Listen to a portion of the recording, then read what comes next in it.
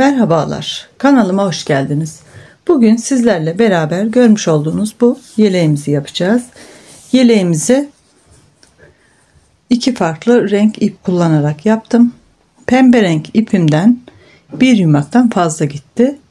Ayrıyeten farklı bir renkte kullanmak isterseniz onu da alacaksınız. Bir yumak gitmez tabii ki. 5 tane düğme kullandım. Ve burada süslemek için çiçek yaptım. Bu çiçeğimizin videosu da yine videolarımın arasında mevcut. Oradan bakıp yapabilirsiniz. Yeleğimizi yakadan başlıyoruz. Burada bağcık kullandım. Çift katlı yapıyoruz. Örerken fırfırımızın ilmekleriyle gövdenin ilmeklerini aynı anda hazırlıyoruz ve ilk yeleğimizi örüyoruz. Daha sonrasında fırfırlarımızı ekliyoruz. Burada kolumun fırfırlarını sürekli dönerek ördüm. Zaten ayrıntılı bir şekilde anlatacağım videonun ilerleyen dakikalarında. Burada eklemek istediğim bir şey sadece aynı şekilde ördüm. Bunu git gel yaparak ters düz, yani bir önden bir arkadan örerek geldim. Burada bir sıra fazladan ters ilmek ördüm. Evet, arkadan ters örerek geldim ve önden şuradaki modeli kurmak için arkadan gelmem gerekiyordu. Dönerek örerken buna gerek olmadığı için bir sıra eksik yaptım. Burada bir sıra fazla. Yani şurada düz örgüden sonra ters ördüğümüz kısımda arkadan da düz örerek geliyoruz ve daha sonra modelimizi kuruyoruz buradaki. Ekstra bir sıra fark. Bunu belirtmek istedim. Şimdi yeleğimi başlarken yakadan başlayacağız. Roba ayrımını yapacağız. Sonra etek ucunu, sonra fırfırlarını öreceğiz. Gelin beraber yapmaya başlayalım. Küçük bir parçayla anlatalım. Şimdi burada misinalı şiş alıyorum ben.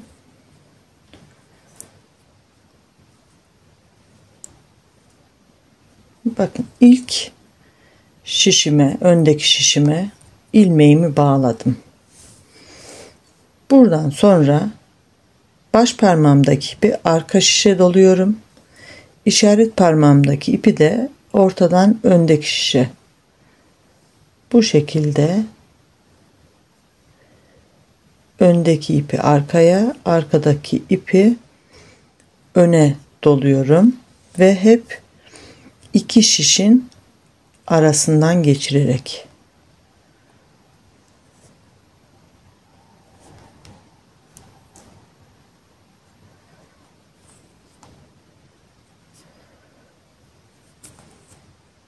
böyle küçük bir parçayla şimdi ilerleyelim.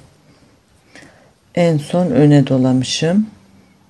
Arkaya, öne, arkaya, öne, arkaya, öne, arkaya, öne ve arkaya başladığımızda kilitlediğim gibi şimdi arkaya kilitliyorum. Normal ilmeğimi aldım. Kilitlemek, yani böyle sıkılaştırıyorum dolamak yerine. Şimdi burada her iki tarafta da aynı sayıda ilmeğimiz olacak. Şu bir tanesini misinanın üzerine çekiyorum. Orada bizim için şurada olduğu gibi hazır bekleyecek ilmeklerimiz.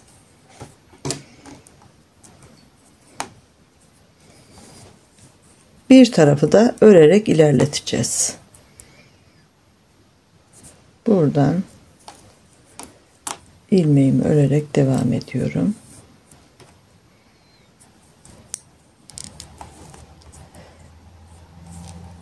Çift yönlü örgü başlamış olduk şu an.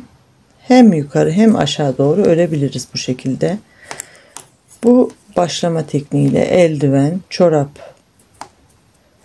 şapka, başlayarak örebiliriz. Şapkanın tepesinden başlamış oluruz.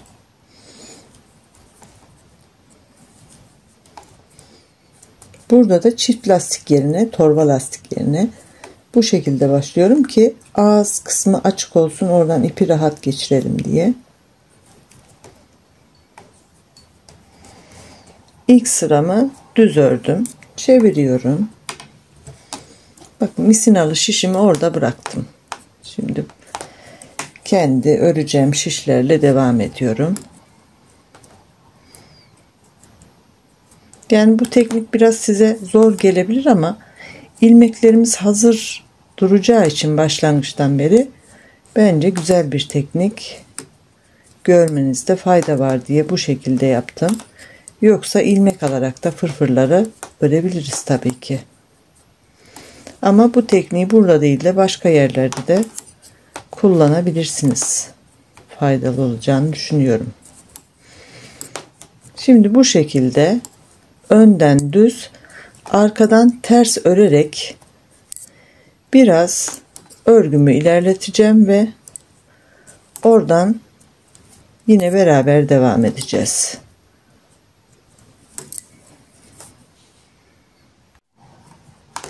İstediğim ölçüye gelene kadar ördüm. Şimdi burada şöyle birleştirmeyi yapacağız ve her iki tarafın ilmeği de yine ayrı ayrı duracak. Neden? Çünkü birine fırfırı yapacağız, birinde de yeleğimizi öreceğiz. Bu kısım biraz sizi yavaşlatabilir ama yine sorun değil. Bakın ilk ilmeğimi örmeden aldım. Başlangıç olduğu için. Arkadaki ilmeği de örmeden aldım. Şimdi ayırmayı bir sonraki seferde göstereceğim. Öndeki ilmeğimi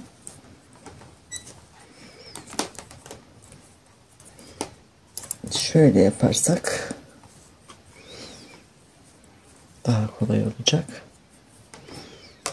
Öndeki ilmeğimi düz örüyorum. Ön şişteki, arkadaki ilmeği örmeden aldım. Öndeki ilmeği düz örüyorum. Arkadaki ilmeği örmeden alıyorum.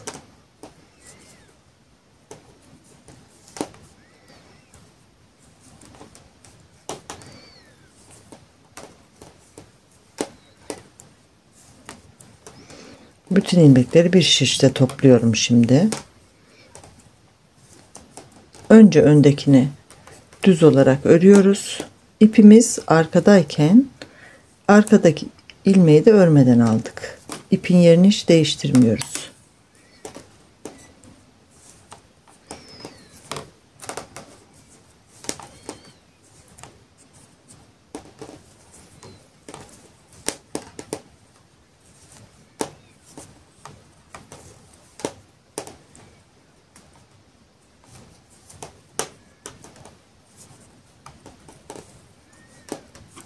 Ve sonuncu ilmeğimizi de örmeden aldım. Gördüğünüz gibi birleştirmemizi yaptık ve bağcık geçireceğimiz kısmın ağzını açık bırakmış olduk.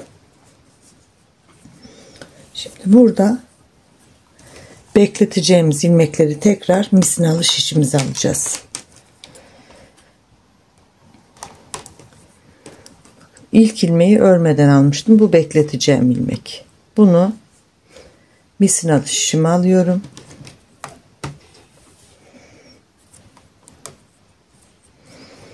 Diğer ilmekte başlangıç olduğu için örmeden alıyorum. Sıradaki ilmeği misinalı şişime aldım. Bu örmediğimiz ilmekler, bir önceki sırada örmediğimiz ilmekler misinalı şişte olacak. Ve bir sonraki ilmeği de ters örüyorum, örgümün arkası olduğu için. Sıradaki ilmeği örmeden misinalı şişimi aldım. Bir sonrakini ters örüyorum. Örmeden aldım. Ters örüyorum. Gördüğünüz gibi gayet basit bir şekilde ilmekleri tekrar ayırıyoruz.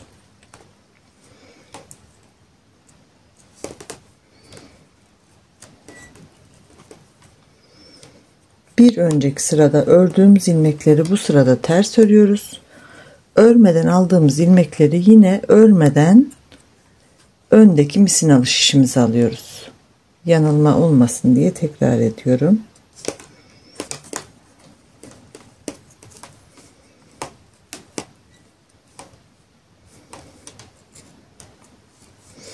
Yani bu bekletmek için aldığınız şişiniz, örneğin 3 numarayla örüyorsanız ve yedek olarak 3 numara şişiniz yoksa 2,5 ya da 2'de de ilmeklerinizi bekletebilirsiniz. Zaten bu şişle örmeden tekrar 3 numara şişe dönebilirsiniz. Yani ördüğünüz şiş numarasına.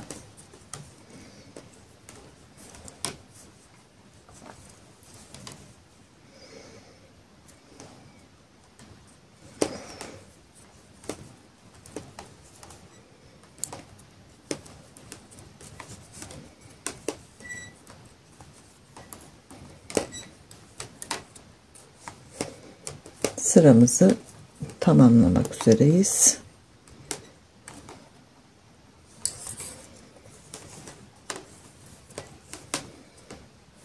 Ve bu şekilde ilmekleri ayırdık. Bu ilmekleri misinanın üzerinde beklettiğiniz zaman örerken size herhangi bir sakıncası olmayacak. Şimdi yeleğimizin rob ayrımını yapacağız. Kısa satır tekniği uygulayarak ve oradan devam edeceğiz. Şimdi robamızı ayıracağız ve kısa satır tekniği uygulayarak yakamızı yuvarlayacağız. Daha sonra da normal örmeye devam edeceğiz. Gördüğünüz gibi siyah misinanın üzerinde diğer pırpır için ayırdığımız ilmeklerimiz mevcut. Burada kenar için 2 tane düz ilmek kullanıyorum ve ikisini de örmüyorum. Bir ters, bir düz. Birebir lastik yapıyoruz yani.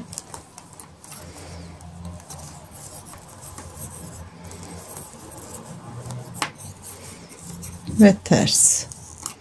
2, 4, 6, 8, 9 tane ilmeğimizi lastiğimize ayırdık.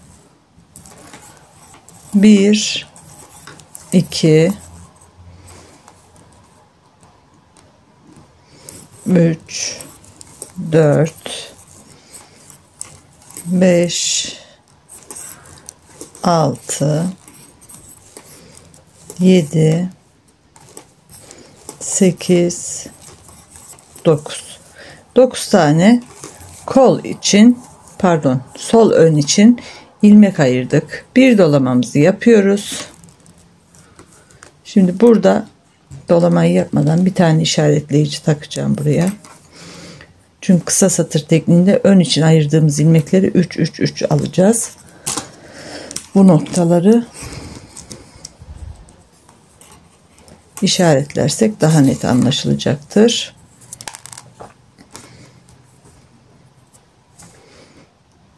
İki, 4, 6, 8, 9. Şu aradan geçiriyorum. Ve şimdi artırma yerindeyiz. İlk artırma yerimiz. Bir dolama yaptım. Bir düz ilmek ördüm. Bir dolama daha yaptım. Şimdi sol kol içimiz için ilmeklerimiz 1, 2, 3, 4, 5, 6, 7, 8, 9 tane de kol için ilmeklerimizi ayırdık. Yine bir dolama, bir düz ilmek ve bir dolama daha. Şimdi arka için ayırdığımız ilmekleri öreceğiz. 30 küsür ilmeğimiz olacak. Şimdi burayı da şöyle hesaplayalım. Diğer taraftan işaretleyicimi alıyorum. İlk kenarda lastik için ayıracağımız ilmeklerimiz olacak. 2, 4, 6, 8, 9. 9 ilmek lastik için. Şimdi 2, 4, 6, 8, 9 ilmekte roba için ayıracağız. Pardon, sağ ön için. Robayı oluşturuyoruz. Bir yanlışlıkla söyledim. Şimdi buradaki, bakın burası lastik, burası ön için ayırdığımız ilmeklerimiz. Burada bir de kol için ayırdığımız, bakın 3 parça burası, ayırdığımız ilmeklerimiz olacak. Kol içinde yine 2, 4, 6, 8, 9 tane ilmeğimiz olacak. Tabii ki önle kol arasında bir tane de artırma ilmeğimiz olacak. 2, 4, 6, 8, 9, bir tane de artırma ilmeği 10.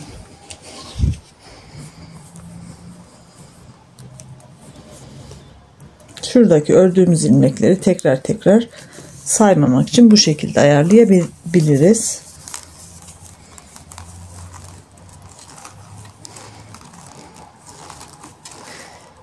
Şimdi bu ilmekleri işaretleyiciye kadar öreceğim.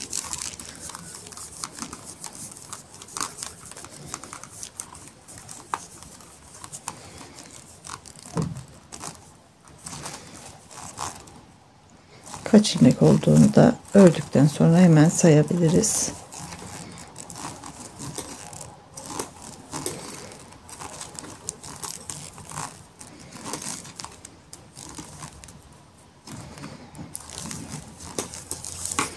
İlk sıra olduğu için biraz ilmekler kasılıyor olabilir ama bir iki sıra ördükten sonra rahatlayacağız.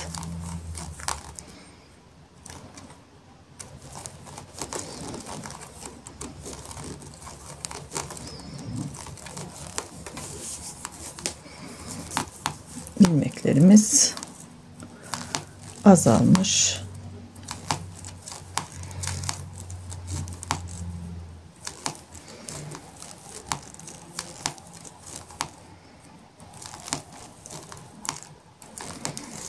Sonunda bir tane ilmeğimi bıraktım. Artırma ilmeği olacak orası. Bakın toplamda kaç ilmeğimiz olmuş sayalım. Şu artırdığım ilmeği saymadan ilk başta ayırdığımız ilmeği sayıyorum. 2, 4, 6, 8, 10, 12.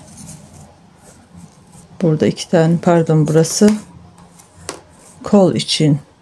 Şuradan sonrasını sayacağız. Bakın dolamadan sonrasını. 2, 4, 6, 8, 10, 12, 14, 16, 18, 20, 22, 24, 26, 28, 30, 33 tane ilmeğimiz var arka için.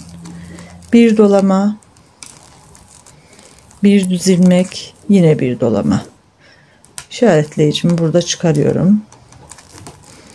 1, 2, 3, 4, 5, 6, 7,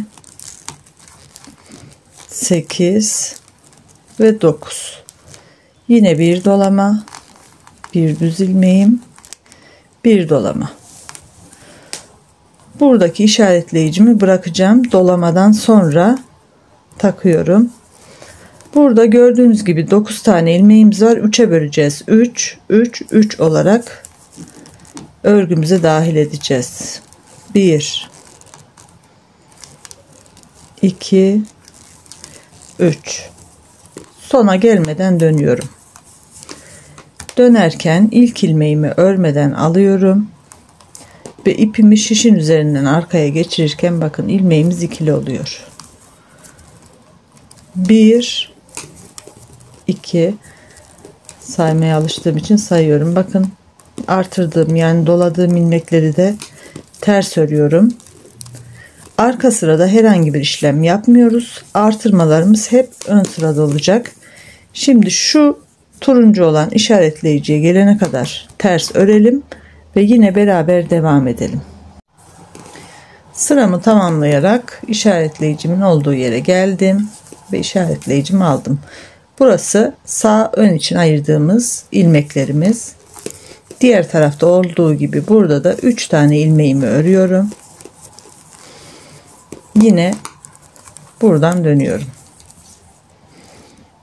İlk ilmeğimi örmeden alıyorum. İpimi şişin üzerinden geçirirken bakın yine çift katlı bir ilmek oluşturuyorum. Bunun nedeni döndüğümüzde örerken burada büyük bir delik oluşmaması ve düzgün durması. Şimdi bu ilmeklerimi de ördüm. İşaretleyicimi geçirdim. Artırdığımız ilmek bir önceki sırada. Burası artırma ilmeğimiz bir tane. Doluyorum. Bir düz ördüm, doladım. Burada bir önceki sırada 9'du. Şimdi 11 oldu. Her iki taraftan da birer tane artırma yaptığımız için. Sıramızda yine hep düz öreceğiz. Artırma noktalarında bir sağdan bir soldan artırma yapmayı unutmayacağız ön sırada.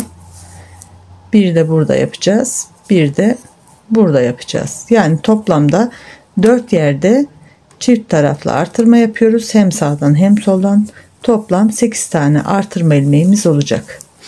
Ve şuradaki mor işaretleyicimizin olduğu yerden beraber devam edeceğiz. İşaretleyicimizin olduğu yere geldik. Bir önceki sırada 3 tane örmüştük.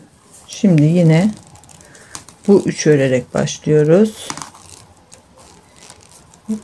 Bu ikili ilmeğimizi de düz ördük. 3 tane daha dahil ediyorum. 1 2 ve 3.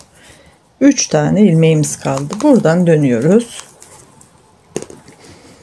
İlmeğimi örmeden alıyorum. Her seferinde aynı işlemi yapalım. Böyle ikili ilmek görüntüsünü oluşturalım ve arka taraftaki bütün ilmeklerimizi ters öreceğiz. Artırdığımız ilmekleri de ters örüyoruz. Arka tarafta herhangi bir işlem yapmıyoruz. Artırmalar sadece ön tarafta olacak şekilde örgümüze devam ediyoruz. Ve diğer taraftaki turuncu olan işaretleyicimizde yine beraber devam ediyoruz. İşaretleyicimizin olduğu noktaya geldik. Burada ilk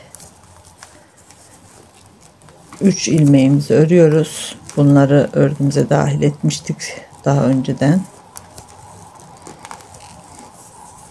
Ve 3 tane de şimdi dahil ediyoruz. Kaldı 3 ilmeğimiz. Yine dönüyoruz. İlk ilmeğimi örmeden aldım ve şişimin üzerinden ipimi geçirerek doladım. Ve buradaki ilmeklerimizi düz olarak örüyoruz. Örgümüzün ön tarafındayız ve artırmalarımızı yapmaya devam ediyoruz.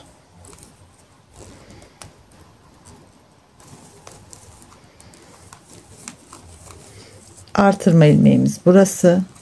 Doladım. Ördüm. Doladım. Yine ilmeklerimi düz örerek devam ediyorum. Artırma yerlerimizde bakın artık belirgin. Burada, burada ve burada bir sağdan bir soldan artırmaya devam ediyoruz. Mor olan işaretleyicimizin yanında beraber devam edeceğiz. Mor işaretleyicimizin yanına geldik. Burada zaten 3 tane ilmeğimiz kalmıştı. 6 ilmeğimi öncelikle örüyorum.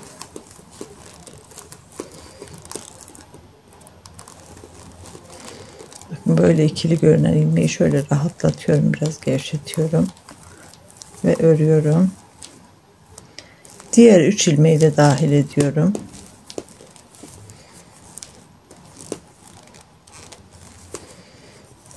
İşaretleyiciye artık burada da gerek kalmadı. Çünkü artık belirginleşecek lastiğimiz. Bir ters, bir düz örerek lastiğimizi yapıyoruz. Ben hemen böyle yukarıda ilik yapmıyorum. Çünkü şuradan bağcık geçireceğimiz için çok yukarıda olmasına gerek yok. Son 2 ilmeğimi düz olarak örüyorum. Sıra sonunda örerek bitiriyorum bu kenardaki 2 ilmeği. Sıra başında ikisini de örmeden alıyorum. Bu da kenar kısmın düzgün durmasını sağlayacak. Her türlü örgünüzde kullanabilirsiniz. Yine lastiğimi örmeye devam ediyorum. Lastiğimizi ördükten sonra da arka tarafta her zaman olduğu gibi ilmeklerimizin tamamını ters örüyoruz. Artırma ilmeklerimiz de dahil olmak üzere. Ve son kez turuncu işaretleyicimizin yanına gelerek devam ediyoruz. Yine işaretleyicimizin olduğu yere geldik. Şu ikili ilmeğimizi yine beraber alalım istedim. Ve buradaki son 3 ilmeği ve lastiğimizi de örgümüze dahil ediyoruz. Burası da yine bir ters bir düz olacak.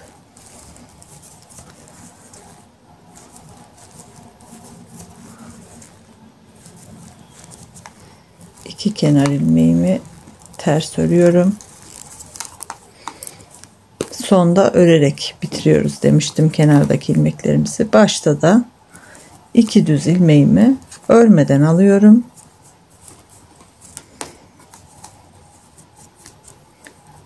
Ve lastiğimi örmeye devam ediyorum. Örgümüzdeki roba ayrımını ve kısa satır tekniğiyle yaka düşürme işlemini tamamladık. Bakın burası sıfırken buradaki lastiğimize burası biraz daha aşağı inmiş oldu. Yani arka taraf yüksekte, ön taraf biraz daha aşağıda kalarak boynumuzu sıkmayacak bir hale getirmiş olduk.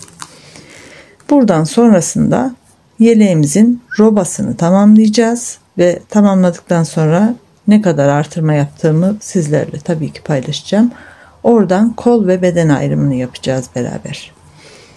Şimdi bunu ilerleterek kaldığımız yerden devam edeceğiz.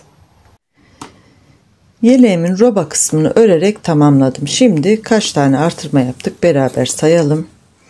1, 2, 3, 4, 5, 6, 7, 8, 9, 10. 11, 12, 13, 14, 15, 16, 17, 18, 19, 20, 21, 22, 23, 24, 25, 26, 27 ve 28. 28 tane artırmamı yaptıktan sonra şimdi kolları ayıracağız ilmeklerimizden.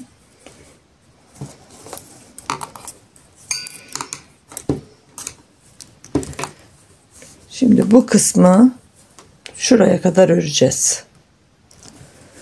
Bakın başlangıçtan artırma yerine kadar ördüm ve artırma ilmeğini de ön tarafa katıyorum. Şimdi kol için buradan şuraya kadar olan ilmeklerimizi isterseniz başka bir şiş üzerinde bekletebilirsiniz. Misinalı şişiniz varsa fazladan. Yoksa da benim gibi böyle bir ip üzerine geçirebilirsiniz bütün ilmekleri.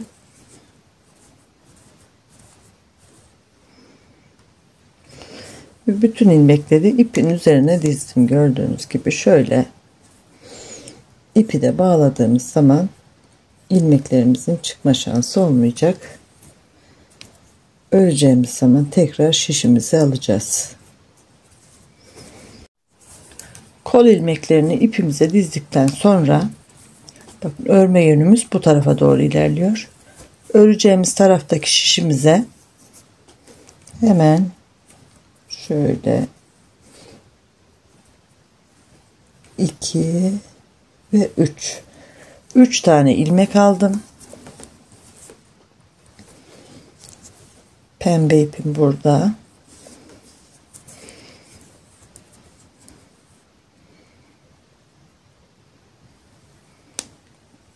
Bu 3 ilmeği örüyoruz hemen. Burası koltuk altına gelen kısım olacak.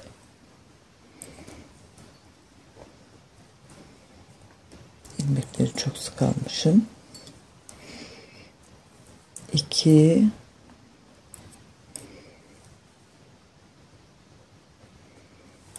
ve şimdi 3 ilmeği ördükten sonra arka tarafa ait olan ilmeklerimizi örmeye devam ediyoruz ve diğer ayrım yerine gelene kadar. Kol için ipe dizdiğimiz ilmeklerden sonra diğer tarafta yapmış olduğumuz gibi yine farklı ipimizi alıyorum ve karşı taraftaki bakın örgünün tersi bize bakacak şişin üzerine yine 3 tane ilmek alıyorum. Diğer tarafta da aynısını yapmıştık.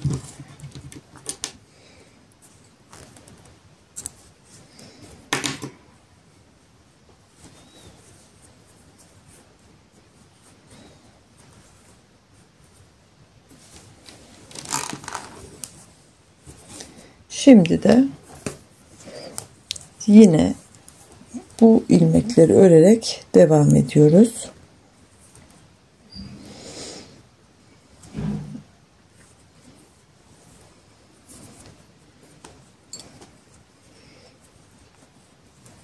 Bir, ikinci ilmeğimi de batacağım. Biraz çok sık olmuşlar.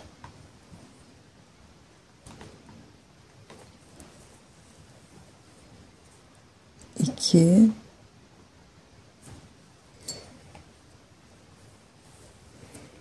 ve 3 devamında kalan ilmeklerimi örerek bu sırayı tamamlıyorum. Gördüğünüz gibi kolları ayırdık. Arka ve ön parçalar birleşti. Şimdi etek ucuna kadar düz öreceğiz. Benim modelim olmadığı için dümdüz örüyorum ve bu arada ilik açtım 2 tane. Bakın aradaki mesafede 20-22 tane sıra örmüşüm. 1-2 tane iliğim oldu. Siz de iliklerinizi açmayı unutmayın ara ara. Şimdi etek ucunu tamamlayacağım ben ve etek ucunda ve kol ağzında uygulayacağımız fırfır kısmını yine beraber yapacağız. Görmüş olduğunuz gibi yeleğimi tamamladım. Alt kısmındaki fırfır bölümünü yaptım ve kolun birinde de yine fırfır bölümünü yaptım. Kolumuzu dönerek ördük. Yani arka ön yapmadan hep aynı yönden ördük. Diğer kolu da beraber öreceğiz. Ve burada gösterdiğim şekilde yakamızın hazır olan ilmeklerine de yine aynı şekilde fırfırımızı öreceğiz. Burada dilerseniz böyle çorap şişlerinden kullanabilirsiniz. Dilerseniz misinalı şiş kullanabilirsiniz. Dönerek örerken yardımcı olacak. Öncelikle buradaki ilmeklerimizi şişimize alacağız.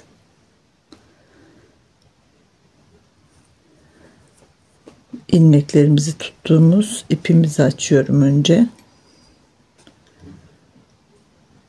Burada ip yerine şiş de kullanabilirsiniz. Tabii ki fazladan şişiniz varsa. Burayı açtık. Şimdi burada da koltuk altında 3 tane ilmek almıştık. Farklı bir iple gördüğünüz gibi bu ipi açarak buradaki ilmekleri kolumuza dahil edeceğiz. Etek ucunu örerken de kullanmıştık bu ilmekleri.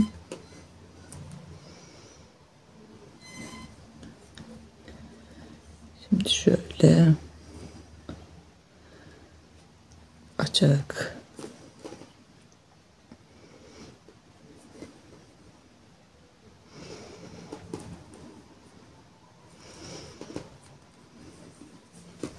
bakın ipimizin geçtiği ilmekleri rahat görebiliyoruz. Buradan ilmeğimi taktım. Şu ipimizi çekiyorum. Buradan da çekiyorum ve ilmeği bıraktık. Sıradaki ilmeğimizi şöyle ipi yukarı doğru çekerek görebiliyoruz. Bunu da taktım.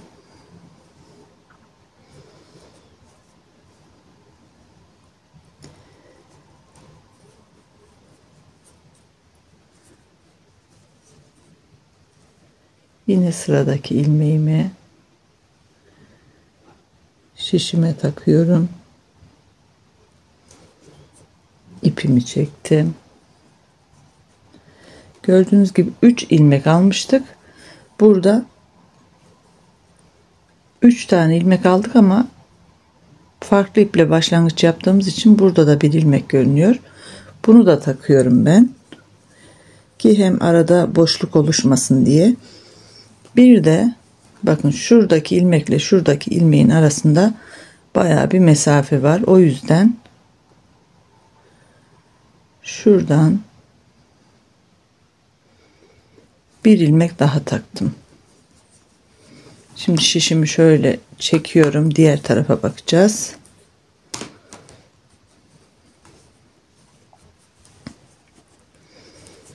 Ve burada da ilmeklerimizin arasında yine bir mesafe var. Şu kısımdan yine bir ilmek taktım. Gördüğünüz gibi 2, 4, 6 tane ilmeğimiz oldu. Bu ilmeklerimizi taktıktan sonra ipimizin üzerindeki ilmeklerimizi de şişimize geçiriyoruz.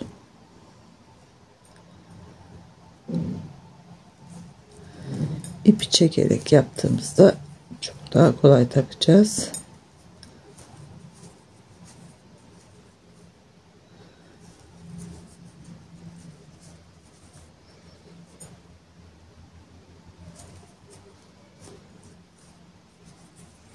Bu şekilde bütün ilmeklerimizi şişimize aktaralım. Bütün ilmeklerimi şişimin üzerine aldım. Şimdi fırfır için kullanacağım ipi örgüme dahil ederek örmeye başlıyorum. Burada tabii ki aynı renk ip de kullanabilirsiniz. Şöyle biraz fazla bırakıyorum ki saklamak kolay olsun.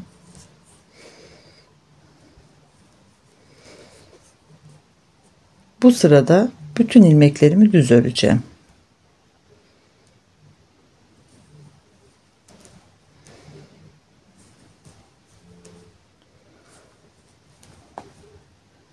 Gördüğünüz gibi arada delikler oluşmadan düzgün bir şekilde örgümüzü örmeye başladık. Bu sırayı düz örerek tamamlıyoruz. İlk sıramı düz örerek tamamladım. Burada başlangıcı yaptığımız yere geldik ve burada düğümümü atıyorum ipime.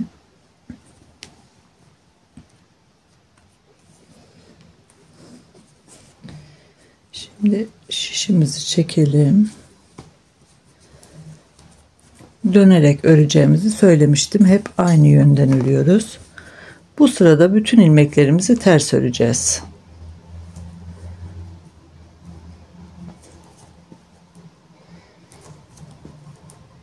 İlk sırada bütün ilmekleri düz ördük. Şimdi bütün ilmekleri ters örelim ve sıramızı yine başlangıç yerine kadar gelerek tamamlayalım.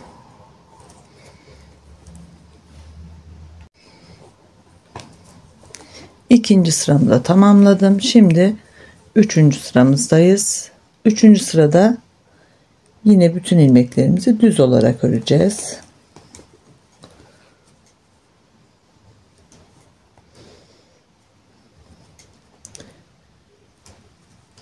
Daha doğrusu 3 ve 4. sıramız düz olacak. Yani bundan sonraki sırayı da düz olarak örelim.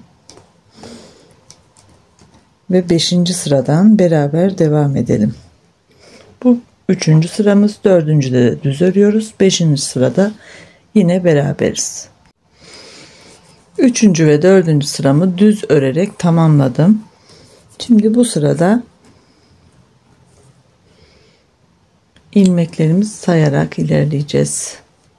Yine düz örüyoruz. 1 2 3 4 ve 5. 5 ilmek ördükten sonra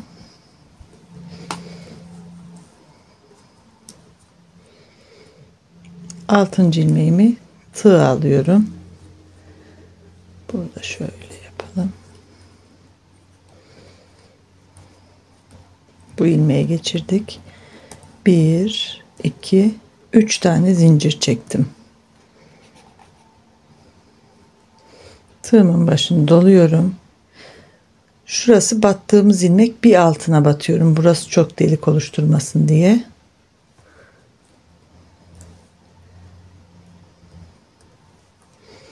Önce 1, sonra 2. Doluyorum. Aynı yere batıyorum. Önce 1, sonra 2. Üçüncüleri çekmeden biriktiriyoruz. Doladım. 1 2 4 oldu bakın.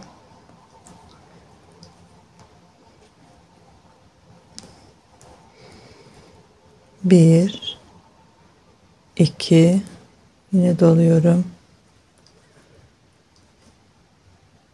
1 2 burada toplamda 6 tane ilmeğimiz olacak. Yani 5 defa ikili trabzan yapmış olduk.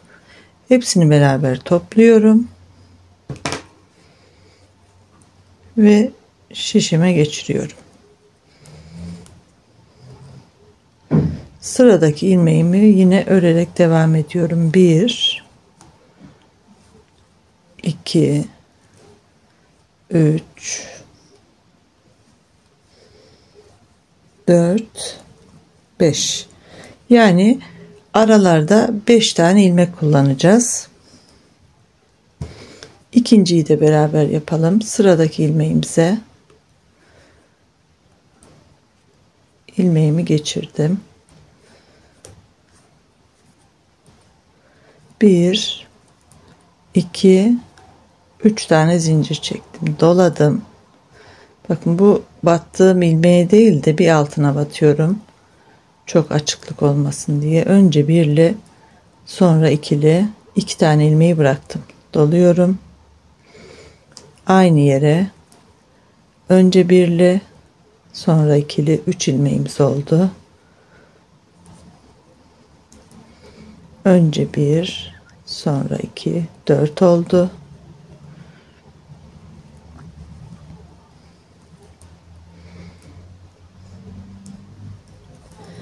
Önce 1, sonra 2, 5 oldu.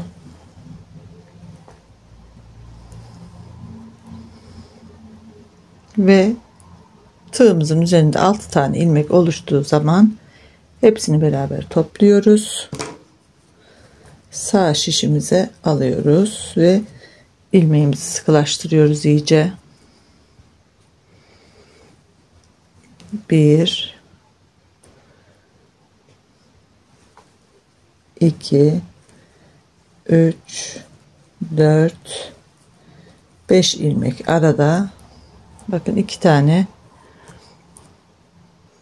pıtırcık diyebilirsiniz, popcorn diyebilirsiniz, tohum işi diyebilirsiniz, yaptık. Şimdi sırayı bu şekilde tamamlayacağız.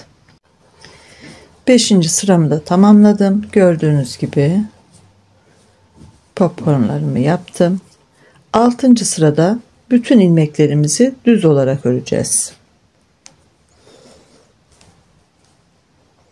Yani herhangi bir işlem yapmak yok.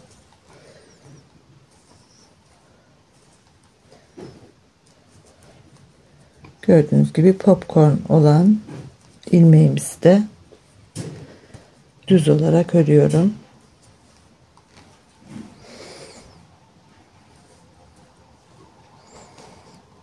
Ve yine sıramı tamamlayacağım. Düz olan 6. sıramızı tamamladık. Şimdi 7. sıramızda bütün ilmeklerimizi ters olarak örüyoruz. Başlangıcı her seferinde beraber yapıyorum ki dinleyerek anlamayan izleyicilerime en azından görerek yardımcı olmak, göstererek.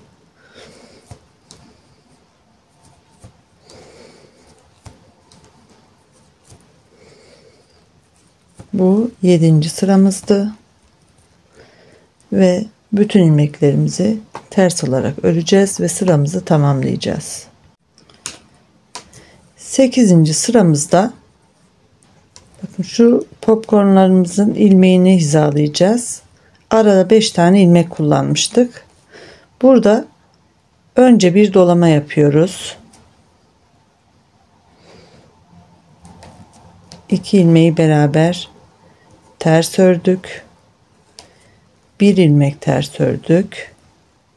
Tekrar 2 ilmeği beraber ters örüyoruz.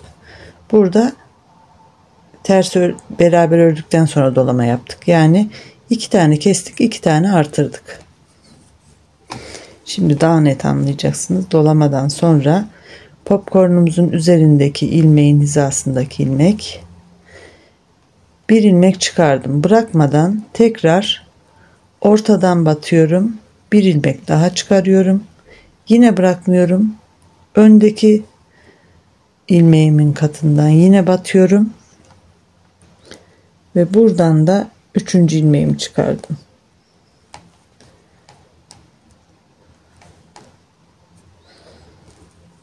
Bir ilmekten 3 ilmek çıkarmış olduk. Şimdi 2 popcorn arası burada daha net anlaşılacak. 3 ilmeği yaptık. Dolama yaptık.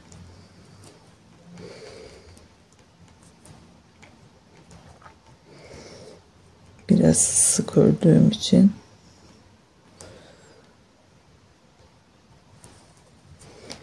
İki ilmeği beraber aldım. Önce doladım, sonra ilmek eksilttim, kestim yani. Ortada bir tane ters örüyorum.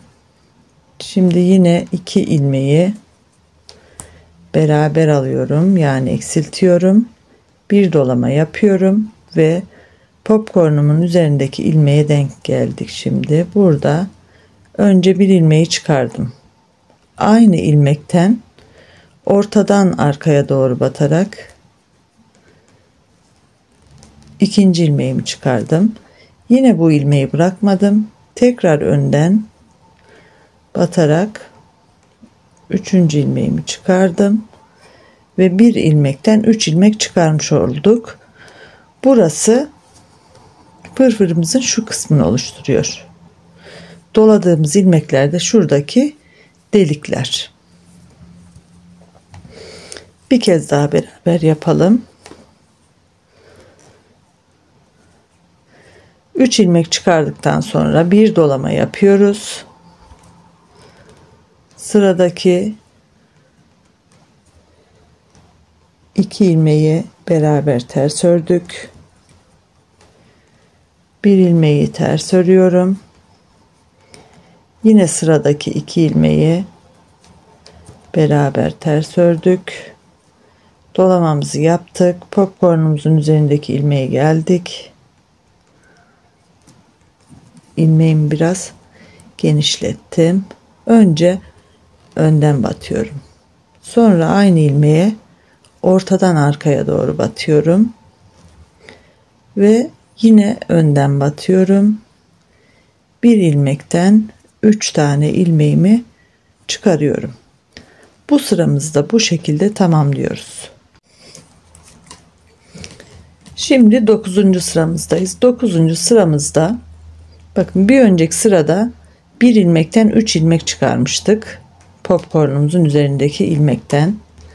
Şimdi tekrar buradan örüyoruz. Bakın bir aynı ilmekten tekrar ortadan batıyorum. 2. İkinci ilmeğe geçiyorum. Yine ikinci ilmekten de bir ilmek çıkardım. Bırakmadan önce tekrar ortadan batıyorum. 2 ve son ilmeğime bir defa da örüyorum. Burada 3 ilmekten 1 2 3 4 5 ilmek çıkarmış olduk. Aradaki artırdığımız ilmek, bakın doladığımız 1 2 3 4 yine doladığımız ilmek 5. Arada hep 5 ters ilmeğimiz olacak bundan sonra. Üçlü ilmeğimize geldik. Birinciden bir ilmek çıkardım. Bırakmadan ortadan batarak ikinciyi çıkardım. İkinci ilmeğe geçiyorum. Şöyle rahatlatıyorum ilmeğimi. Bir ilmek çıkardım. Bırakmadan tekrar ortadan batarak ikinci ilmek ve üçüncü ilmeğimden de bir defa batarak bir ilmek çıkardım. Yani 5 tane ilmeğimiz oldu gördüğünüz gibi. Arada yine 1 2 3 4 5 tane ters ilmek yapacağız. Yine 3 ilmekten 5 ilmek çıkaracağız ve bu sırayı da bu şekilde tamamlayacağız. 10. sırayla devam ediyoruz. Şimdi bir önceki sırada beşli olan ilmeğimizdeyiz. Bu sırada son kez artırma yapacağız. Birinci ilmekten bir ilmek çıkardım ve bırakmadan ortadan batarak ikinci ilmeği de çıkarıyorum. İkinci ilmeği düz ördüm. Üçüncü ilmeği de düz ördüm. Dördüncü ilmeğimden bir ilmek çıkardım ve ilmeği bırakmadan tekrar ortadan batıyorum. Bir ilmek daha çıkardım ve son ilmeğimi de düz olarak ördüm. Bir önceki sırada 5 olan ilmek sayımız 7 oldu. 1 2 3 4 5 6 ve 7. Şimdi aradaki 5 tane ters ilmeğimizi örüyoruz. 2 3 4 ve 5. Bu aradaki 5 ters ilmek fırfırımız bitene kadar devam edecek. Burada yine tekrar edelim. Birinci ilmeği ördüm, bırakmadım ve ortasından batarak ikinci ilmeği çıkardım. Sıradaki ilmeği örüyorum. 3. Sıradaki ilmeği örüyorum. 4 oldu. Sıradaki ilmeği örüyorum. 5. 5. ilmeği çıkardım. İlmeği bırakmadan tekrar ortasından batıyorum. 6 ve son ilmeğimi de örüyorum. 7. 7 tane ilmeğimizi tamamladık. Şimdi 5 tane arada ters ilmeğimi örmeye devam ediyorum. Ve buradan sonra sıramızda 5 tane ters 7 düz olarak sıramızı tamamlayacağız. Şimdi ben orayı tamamlayacağım ve sırasını yine sizlerle paylaşacağım. Görmüş olduğunuz gibi fırfırımın sonuna geldim ve ilmeklerimi kapatacağım.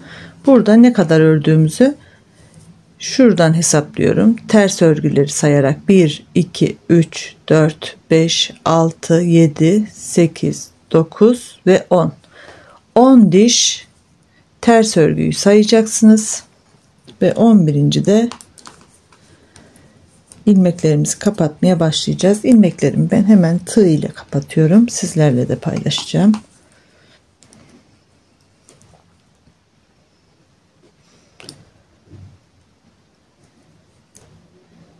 İlk ilmeğimi aldım. İçerisinden geçirdim ilmeğimi. Şöyle yapalım. Ters ilmeklerde ipim önde. Aynı ters ilmek örer gibi eksiltiyorum.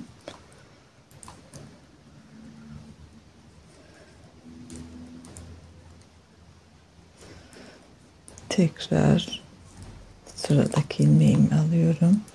Gördüğünüz gibi hep ipi öne alıyorum.